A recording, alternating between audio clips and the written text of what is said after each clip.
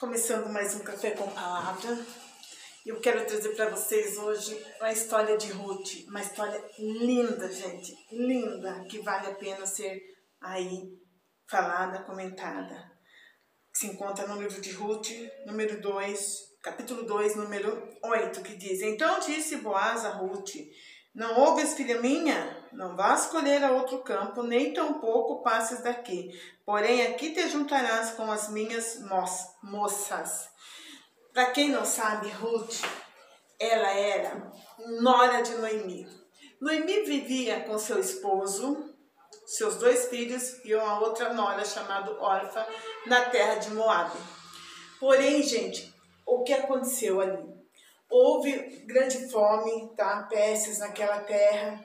E ali naquela terra de Moabe, Noemi acabou que ficando viúva e depois acabou ficando viúva as suas 2 noras, porque também faleceram seus 2 filhos. E aí o que elas fazem?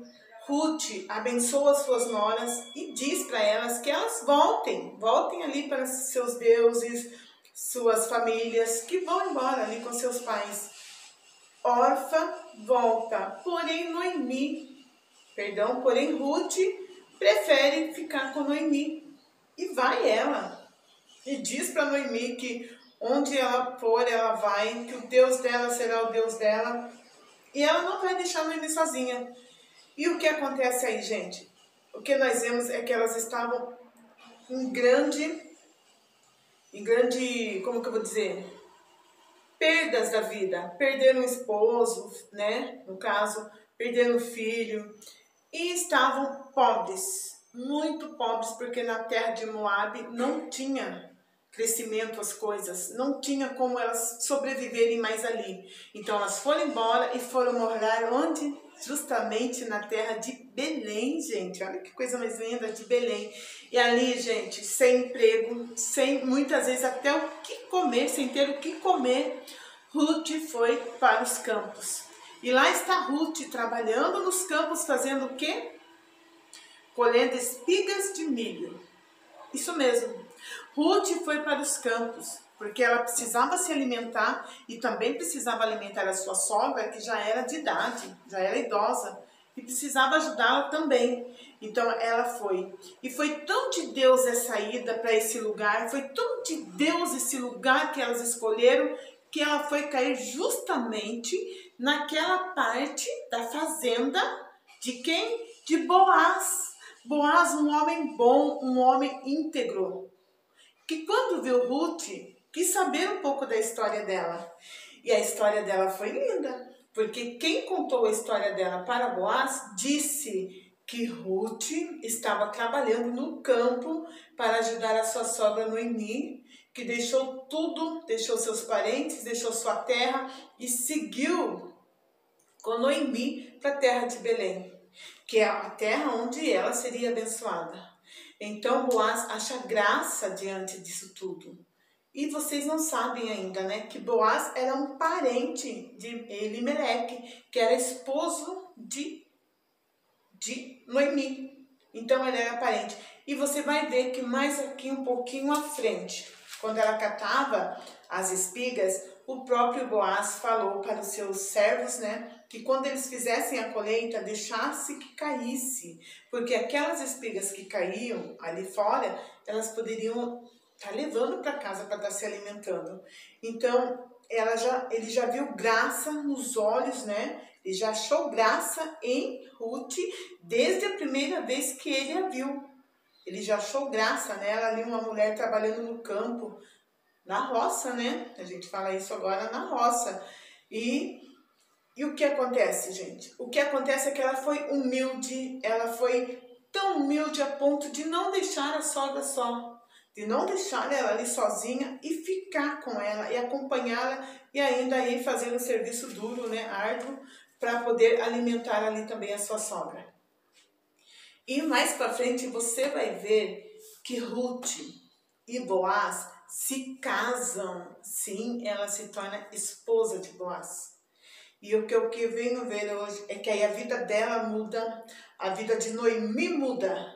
Porque quando você tem um propósito, quando você tem um propósito no seu coração, além de mudar a sua vida, muda a vida dos que estão ao seu redor, sabia? Muda a vida da sua família, muda a vida daquelas pessoas próximas a você, entendeu? Muda, porque eu vejo Boaz como se fosse Deus olhando para aquela mulher, olhando para você agora, olhando para a situação que você se encontra, olhando para o desespero da sua alma, do seu coração, de não saber o que fazer diante de tanta luta, de tanta perseguição, de tanto problema. Eu vejo como se fosse Deus olhando você aí, se humilhando, tentando buscar forças, tentando buscar alimento. E o que eu vejo nisso tudo é que vale a pena a gente passar um processo. Se você está passando um processo difícil na sua vida, clama a Deus, pede forças, só não desiste, tá? Só não para, não desista. Se Ruth tivesse olhado para o tamanho da dificuldade ali que elas enfrentariam, é muito difícil a gente mudar para uma cidade nova, onde a gente não conhece ninguém, onde a gente não tem ninguém. Eu sei disso. Mas foi assim, ela não olhou para aquela dificuldade que ela ia enfrentar. Ela já olhou lá para frente que Deus traria ali uma solução para ela. É a mesma coisa que eu quero dizer para você, tá? Para você que está me assistindo agora. Às vezes você está perdido aí com seus pensamentos, com a sua cabeça, você não sabe o que fazer. Avistou uma terra boa? Elas avistaram Belém, tá? E elas sabiam que ali tinha pão, tinha água, que Belém era abençoado por Deus. Elas não cogitaram, elas foram ali, tá? Se você sabe que onde você precisa aí tem pão, tem água, que tem providência de Deus, você sabe que tem providência do Senhor para a sua vida, então por que você fica cogitando? Tem medo de seguir em frente? Tem medo do que vai acontecer? Não, simplesmente faz uma oração a Deus, tenha fé, certo? Tenha fé e vai à luta. Vai atrás dos seus sonhos, vai atrás de prosperar, porque Deus não tem prazer em ver ninguém. Eu sempre falo isso. Que Deus não tem prazer de ver os filhos deles jogados, tá? Caído, prostrado. Não. Ele não sente prazer nisso. Ele tem prazer em abençoar. Mas para que Deus possa abençoar a sua vida, para que Deus possa abençoar a minha vida, tem que ter uma renúncia. Tem que ter alguma coisa que vá agradar os olhos do Senhor. Sabe o que é? Tua fé. Quanta gente tem perdido tanta coisa boa nessa vida porque não tem fé. Olha, sua fé pode ser mínima, pode ser muito pequena, mas a partir do momento que você começa a exercitar ela, a colocar a tua fé em ação, a colocar as coisas boas, tá? Tem gente que coloca mais coisa ruim no coração do que coisa boa. Então, um conselho hoje, bota coisa boa nesse teu coraçãozinho aí, bota coisas assim que vai te levantar, que vai te fazer prosperar, que vai te fazer subir aí desse lugar onde você se encontra, tá? Não importa o problema, o tamanho da dificuldade, a doença. O que importa é que a partir do momento que você começar a exercitar a sua fé em Deus, as coisas vão mudar. E vão mudar para quê? Para melhor. Então deixa eu te falar uma coisa. Não fique olhando assim dos lados, olhando para as pessoas, o que pensam, o que falam. Olhe para você. Se valorize. Olhe para você. Dá um voto de confiança para você. Às vezes você não confia. Ah, não confio que vai dar certo. Confia que vai dar certo. Faz o teu melhor. Faz o teu melhor, que Deus vai prosperar na tua vida, tá?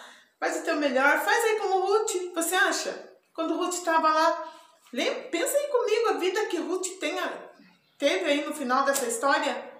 A vida maravilhosa que ela teve. Você acha que ela não ia lembrar lá do passado dela? Claro que ela ia lembrar de tudo que ela sofreu, de tudo que ela passou, mas agora tinha chegado a hora do regozijo, entendeu? De se regozijar, de estar bem, de deixar, né, a sua sogra ali, que era sua parente muito próxima, deixar ela bem. Então Ruth, além de ser abençoada, abençoou ali a vida da sua sogra, certo? E teve ali seus filhos, e uma história linda, que você, se você quiser acompanhar, você vai ver aqui, ó, rapidinho, que Ruth dá a luz ao Obed. E Obed foi quem? nada mais, nada menos do que o avô de Davi. Olha que bênção, gente, que coisa mais linda. Tem muita coisa linda aqui, mas você pode, tá? Você pode tá lendo aí na tua casa com mais tempo.